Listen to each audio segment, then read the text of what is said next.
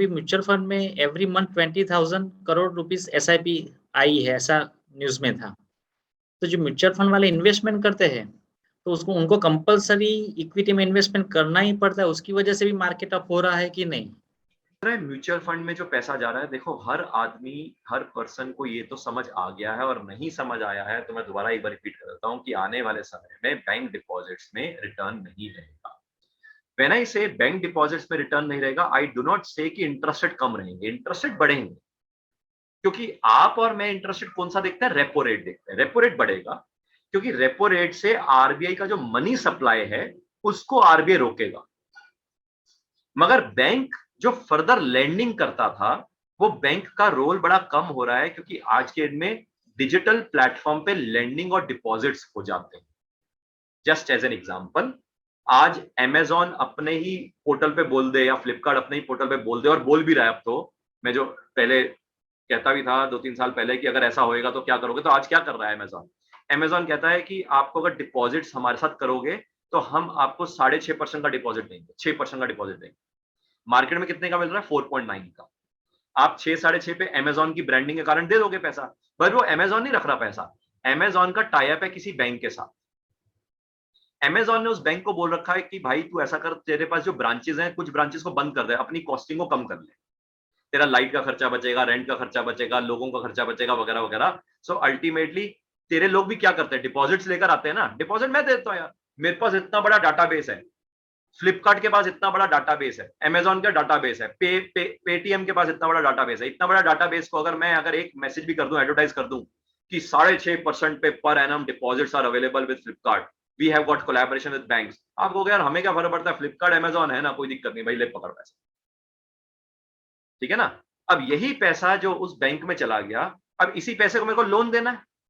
अब बैंक में एक पूरी टीम थी जो लेंडिंग लेंडिंग करती थी, जो लोगों के घर जाके कार लोन, होम लोन। अब यहीं पे अमेज़न में आ जाए, car loan eight let us से 6%, आपको मिलता है 7% पे और आपको 6% पे भाई साहब कार लोन मिल रहा है। तो आप कहोगे मजा ही आ गया जिंदगी का, तो मैं अमेज़न से ले लेता हूँ यार कार लोन, और ऊपर से क्लिक ऑफ अ बटन पे मेरा काम हो जाता है ना? अब ये जो चीज है ना, ये चीज अल्टीमेटली आपको मैं ये बताने की इसलिए कोशिश कर रहा था कि जो बैंक कन्वेंशनल डिपॉजिट्स हैं, जो कन्वेंशनल जो सेविंग स्कीम होती थी, जितने भी कन्वेंशनल सेविंग स्कीम जिसमें रिटर्न है थोड़ा बहुत होता था मगर रिस्क नहीं होता था, वो धीरे धीरे करके चैलेंजिंग में रहेगा, क्योंकि वहां पे रिटर्न ज्यादा नहीं रहेगा। अब लोगों को ये तो पता है कि इन्फ्लेशन बढ़ेगा। अभी दर्पण भाई ने थोड़ी देर पहले सवाल भी पूछा, कमोडिटी साइकिल बढ़ेगी वगैरह वगैरह। अब इन्फ्लेशन अगर बढ़ेगा तो आपके बैंक डिपॉजिट्स और ऐसे डिपॉजिट से आपका काम नहीं हो सकता। इसलिए कहीं ना कहीं आपको कहीं ना कहीं रिस्की एसेट में आना पड़ेगा। अब रिस्की एसेट में आजकल वो एडवर्टाइजमेंट भी चल रही है, वो किसकी चल रही है? ग्रो की। कि वो जो रेसलर को पकड़ रहा होता है, किसी ने कहा शेयर मार्केट किसी के किसी के हाथ में थोड़ना है, फिर वो बाद में एंड में कहता है कि किसी के बाप की थोड़ना है, हम भी शेयर मार्केट में लगाएंगे। यानी कि what are they trying to do? They are trying to tell to the audience कि भाई साहब तुम भी शेयर मार्केट में आ सकते हो और आना पड़ेगा। यहां पे जो मैं कैच कर रहा हूं वो ये कर रहा हूं, आम आदमी, शरीफ आदमी डरते डरते म्यूचुअल फंड के थ्रू लगाता है, ये सोच के शेयर मार्केट में नहीं लगाता कि शेयर मार्केट तो बहुत खतरनाक है। उसको दिखाया गया है, उसको पोजीशन ऐसा किया गया है कि शेयर मार्केट खतरनाक है मगर म्यूचुअल फंड सही है, म्यूचुअल फंड सेफ है। अरे म्यूचुअल फंड भी शेयर मार्केट में ही लगा रहा है। वो माइंडसेट जब धीरे धीरे करके मार्केट में फैलना शुरू हो जाएगा ना, हालांकि कुछ तो फैलना शुरू हो गया है। आप देखो पिछले 1 साल से I think 2-3 crore demat account खुल चुके हैं। यानी कि उन लोगों को तो समझ आ ही गया होगा कि यार छोड़ना यार म्यूचुअल फंड, मैं शेयर मार्केट में डायरेक्ट जाता हूँ। तो यानी कि एक पाइपलाइन है। जो लोग 2004 से लेके 2014 तक म्यूचुअल फंड में थे, उनमें से कुछ लोग अब इक्विटी में आ गए। 2 लोग जो 2014 से लेके 2020 तक समझो म्यूचुअल कन्वेंशनल बैंक डिपॉजिट में थे, वो म्यूचुअल फंड में आ गए। तो धीरे धीरे करके साइकिल है।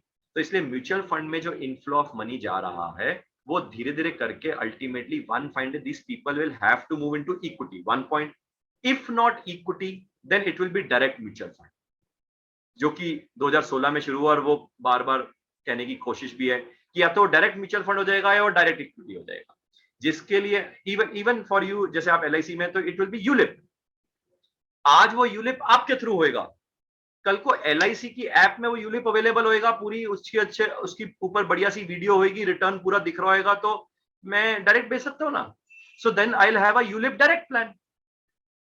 तो उस केस में क्या होएगा कि जब वो सारी चीजें डायरेक्ट होंगी तो काम आएगी नॉलेज, क्योंकि क्लाइंट के पास अवेलेबिलिटी ऑफ ऑप्शन होगी, मगर उसको ये होएगा यार खरीदूं क्या, सब कुछ अवेलेबल तो है, सब कुछ फ्री में भी है, कोई ब्रोकरेज नहीं है, मगर किसी से ऐसा करता हूं कंसल्टेंसी लेने के 500 रुपए दे देता है या 1000 रुपए दे देता हूं, and there comes your advisory.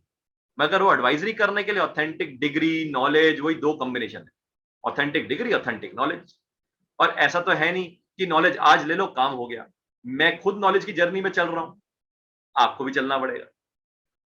Degree मैंने ले रखी है, वो एक बेसिक फाउंडेशन हो गया, आपको भी डिग्री लेनी पड़ेगी। सो यहाँ पे जैसे कई यंग जनरेशन भी सुन रहे हैं, वेल्थ का बहुत बड़ा स्कोप है, वेल्थ में बहुत बड़ा स्कोप है, मगर ओनली पॉइंट इज आपके पास ऑथेंटिक नॉलेज, ऑथेंटिक डिग्री, तो ही वेल्थ का काम कर सकते हैं, वेल्थ एडवाइजरी। तो ये आई थिंक आपका सेकंड क्वेश्चन का सवाल का आंसर।